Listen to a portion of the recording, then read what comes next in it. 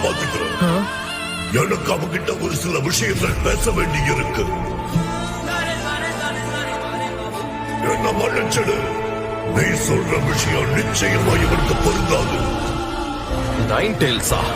4வது ஹோக்காகேயின் நம்பிக்கையின்படி அவ என்ன மட்டும் இல்ல, என்னோட பலத்தையும் முழுசா கத்துக்கிட்டான்.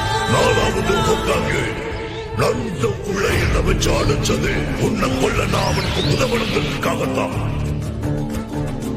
நீ போ நருட்டோ, நிச்சயமா இதுல வெற்றி உனக்குத்தான். கண்டிப்பா.